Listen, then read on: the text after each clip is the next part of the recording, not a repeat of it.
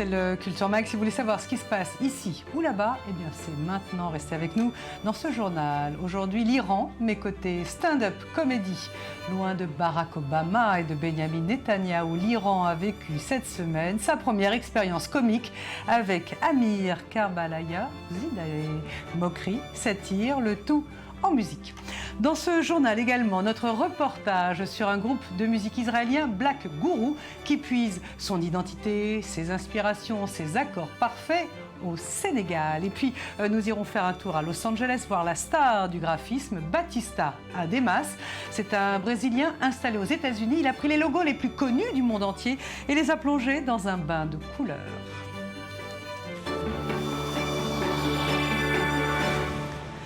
Voilà pour le sommaire. Merci d'être fidèle à ce rendez-vous culture. Direction l'Iran en mode comique. Voici l'homme qui fait rire tout Téhéran.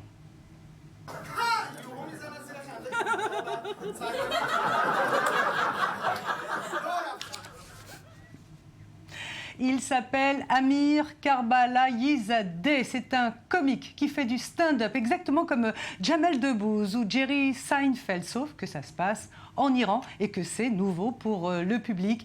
La première nuit du stand-up comédie s'est donc tenue cette semaine dans un café du sud de la ville. Amir est monté sur scène accompagné d'un musicien. Au programme, pas de politique, mais la famille, la vie quotidienne, les petits tracas, bref, des petites histoires qui d'habitude en Iran se règlent en famille.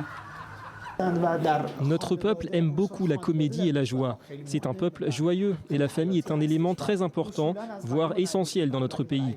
Il y a déjà eu ce genre de cérémonie traditionnelle auparavant. Par exemple, la soirée Sheler, une soirée durant laquelle les Iraniens se réunissent, se souviennent d'événements joyeux et rient ensemble. En fait, notre peuple est toujours à la recherche du bonheur.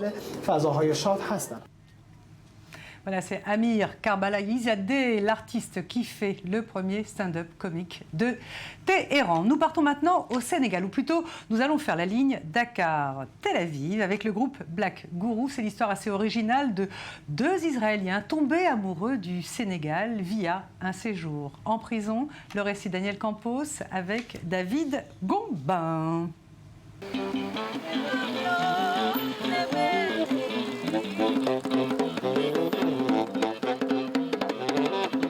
Tomber sur une musique alternative qui puise la majeure partie de son inspiration au Sénégal est plutôt rare en Israël. Voici Black Guru avec le percussionniste Ben Ayalon et le guitariste Yair Achachar, un pur mix sénégalo-israélien. Amis, la révélation musicale leur est venue lors d'un voyage en Afrique occidentale. Alors qu'ils se trouvaient en Gambie, ils sont soudainement arrêtés et jetés en prison, sans raison. Quelques jours plus tard, ils sont expulsés vers le Sénégal, direction Dakar, en passant par la case-prison donc. L'expérience de la prison s'est limitée à 4 jours dans une geôle de Gambie, pas vraiment dure, mais pas plaisante non plus. Ensuite, on nous a expulsés au Sénégal. Cette arrivée inopinée au Sénégal va changer leur vie. Immédiatement, ils tombent amoureux des paysages, de la culture, de la population et de la musique. Ils décident alors qu'15 jours, ils reviendront à Dakar pour enregistrer un disque avec leur chanteuse solo Daniel Krief, une des voix les plus prometteuses de la nouvelle scène lyrique israélienne.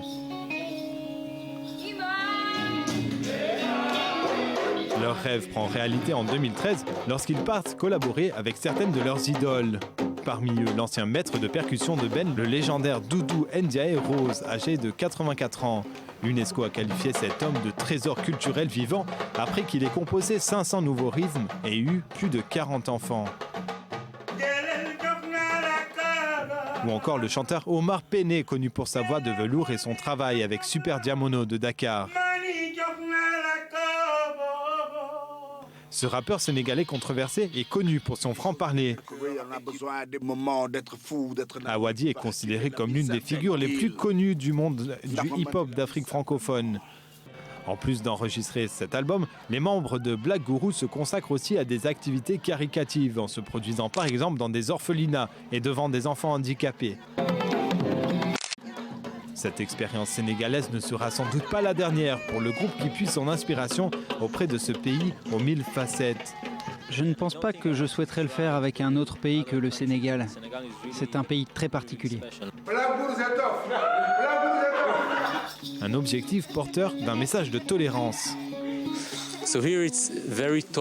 Ici, c'est un islam tolérant, mettant l'accent sur la spiritualité. Je pense que pour Israël en particulier, c'est important d'être confronté à ce type de pratique de l'islam.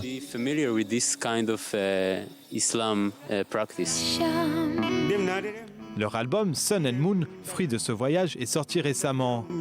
Pas un jour ne passe sans que ces musiciens pensent au Sénégal. D'ailleurs, ils ont déjà prévu un nouveau voyage pour travailler sur un nouvel album là-bas, dans ce pays qui ne cesse de les inspirer.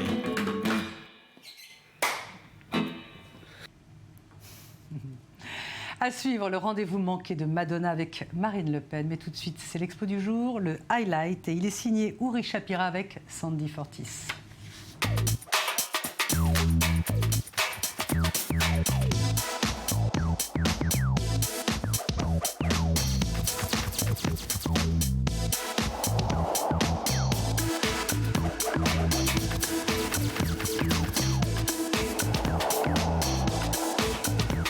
Le musée de la Bible de Jérusalem raconte l'exil des Juifs à Babylone.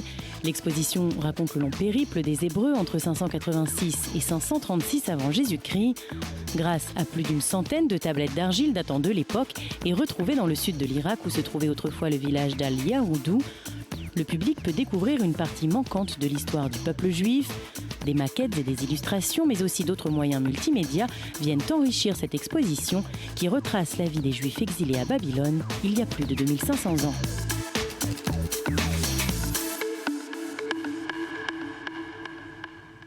Sans transition, Madonna sur tous les fronts, 56 ans et toujours aussi sexe. La star est en promotion en France pour l'album Rebel Heart. Elle est invitée par plusieurs médias et elle a demandé à rencontrer Marine Le Pen. Je voudrais, a dit Madonna sur le plateau du Grand Journal de Canal+, je voudrais bien m'asseoir, prendre un verre avec Marine Le Pen.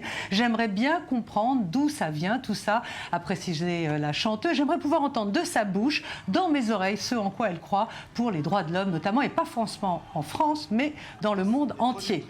Alors Marine Le Pen a répondu sur les ondes de nos confrères de RTL qu'elle refusait de rencontrer Madonna. Une Madonna qui, on le rappelle, avait il y a 3 ans diffusé le portrait de Marine Le Pen avec une croix gammée et une moustache pendant sa tournée.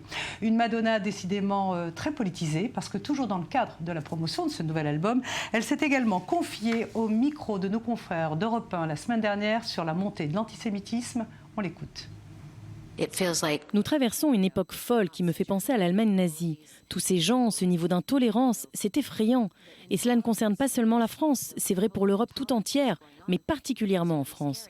L'antisémitisme, cette vieille rengaine arienne, cette façon d'être, de penser, d'agir dans un climat de peur extrême, tout cela me terrifie. Je m'étais déjà exprimée là-dessus il y a 2 ans. Je parlais spécifiquement de la montée du parti fasciste. À l'époque, je recevais beaucoup de critiques, mais aussi des menaces de la part de Marine Le Pen et de son parti.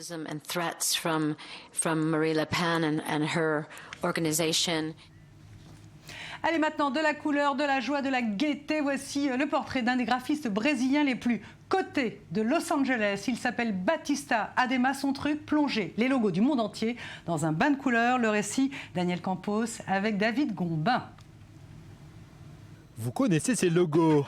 Absolute, Coca-Cola, Adidas, Gatorade, Nike, les déodorants Rexona, Fiat. Sans oublier les célèbres tongs brésiliennes Havaianas. Ademas, le plus grand graphiste brésilien, s'est amusé à les redessiner. Mais comment ce graphiste autodidacte sud-américain a-t-il réussi à percer dans le monde ultra compétitif de la pub US? Sûrement grâce à un style unique et à des œuvres hyper colorées, inspirées du carnaval de Rio et du Brésil, son pays d'origine. Jetons un coup d'œil sur certaines de ses célèbres campagnes publicitaires. En 2011, Pepsi Cola l'invite à designer une série d'étiquettes artistiques pour le thé glacé Brisk. Quelques années auparavant, il avait été choisi par Windows pour créer une sélection d'œuvres destinées à illustrer nos desktops d'ordinateurs. En 2013, place à la campagne Art of the Cap des bonnets de bain Speedo, en collaboration avec la championne olympique de natation Nathalie Coughlin. Plus récemment encore, il représente son pays, le Brésil, à la 2e saison de Photaliaten Collection. Mais est-ce possible de travailler avec une grande marque et de conserver son originalité et son identité artistique? Pour Ademas, la réponse est forcément positive, à condition que l'artiste comprenne ce que la marque recherche et que la marque, elle, reconnaisse l'artiste. Bref, les bases d'une bonne communication. Des conditions qui, à en juger les résultats, ont été réunies à la perfection. Comment trouver le futur auteur de Homeland, de la série télé Bref? Comment trouver la prochaine Lena Dunham, à qui on doit entre autres la série Girls? Eh bien en faisant des concours, en faisant émerger les talents de demain par des concours.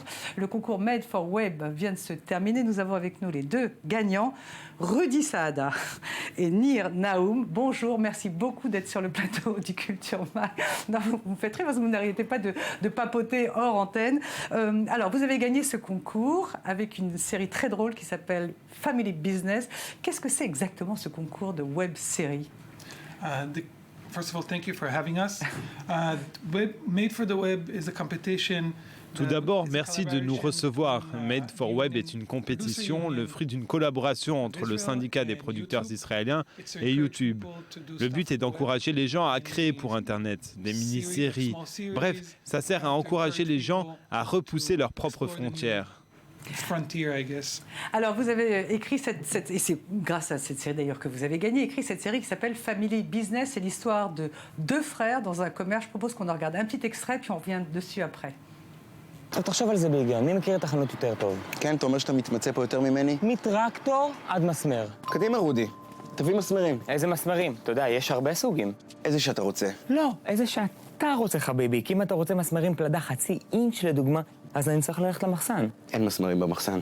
אני יודע שאין מסמרים במחסן. אני אמרתי שאני אלך למחסן כי אני צריך לשירותים. אין שירותים במחסן? אני יודע שאין שירותים במחסן. אני אמרתי... השתת במחסן? שיזס. אני אח שלך. Rudy Saada, vous avez un... Yeah, it's my new haircut. I love it a lot. Parce que vous n'avez pas l'habitude d'avoir des cheveux... Oui, je l'aime beaucoup. Je ressemble à un déodorant qui s'est fait une coupe. Vous savez qu'on a un Rudy Saada sur la chaîne i24 News. Alors c'est très drôle de vous voir comme ça, c'est absolument pas le même visage. Bon, alors revenons sur votre série Family Business et donc l'histoire de ces deux frères. Qu'est-ce qui leur arrive? C'est quoi le ressort comique quand on a deux frères? Je pense que l'idée était de prendre Michael Hanegbi et Rudy Saada et de les rendre frères. Rien que ça, c'est une bonne blague. On ne pouvait pas passer à côté, mais aussi, vous savez, c'est une histoire biblique, ces deux frères qui luttent pour leur place. Et je pense que nous, on a senti que d'un côté, ils sont en compétition, ils s'énervent entre eux, mais en fait, ils s'aiment en même temps. Et ici, dans cet extrait, il ne veut pas, par exemple, que son frère se blesse. Ils ont une sorte de lien très fort, même s'ils se disputent l'amour paternel. Ce qui est, je pense, élémentaire de sentir quelque chose de très commun qui rassemble tout le monde. Oui. Tout le monde peut se retrouver dans cette histoire de deux frères. Est-ce qu'il y a une écriture particulière quand on écrit pour le web? Le web demande plus de créativité car vous n'avez pas de limite, celle du diffuseur et du producteur. Nous sommes les producteurs, nous sommes les scénaristes, nous sommes les acteurs. Et on n'a pas de limite quant à ce que l'on veut faire, quant à l'endroit pour le réaliser. C'est Internet. Vous pouvez faire ce que vous voulez et je pense que c'est la raison pour laquelle c'est plus drôle et que vous voyez plus de disputes et de choses plus drôles. Alors vous avez gagné, vous avez reçu 40 000 shekels, ce qui est l'équivalent de 8 000 euros pour cette série. Donc j'imagine que vous allez faire la deuxième. Tous les deux, Rudy et Nir, est-ce que vous pensez qu'en Israël, il y a l'émergence comme ça d'une vraie force créative sur l'humour, sur la causticité, sur la satire? Je pense qu'Israël est un très bon terrain de jeu pour la satire. Je pense que même à la télé, dans des films et bien sûr sur le web, je pense que la satire fait partie de notre culture et les gens y sont très réceptifs. Alors la dernière question, là bientôt votre pays arrive sur les élections. Vous faites partie notamment de la fameuse série Eretz Nederetz ou même de la série les Juifs arrivent. Est-ce que vous pensez qu'on peut tout dire dans ce pays? Est-ce que ça va être un terrain aussi en or? Ces élections pour se marrer, pour se moquer, pour critiquer. Oui, c'est vraiment la bonne période pour ça et je pense que c'est quelque chose qu'on explorera dans un prochain épisode, de faire quelque chose à propos des élections. On verra, c'est une surprise. Okay. Merci beaucoup d'être venu sur le plateau du Culture Mag. Merci. Thank you. Voilà, c'est une interview qui a été enregistrée avant ce journal. C'est fini pour le Culture Mag d'aujourd'hui. On va se retrouver demain pour un nouveau journal dédié à la culture, aux arts, au spectacle. Juste après, c'est l'info qui continue sur i24 News. Et si vous voulez revoir ce Family Business, c'est sur internet www.madeforweb.net. À demain. Merci.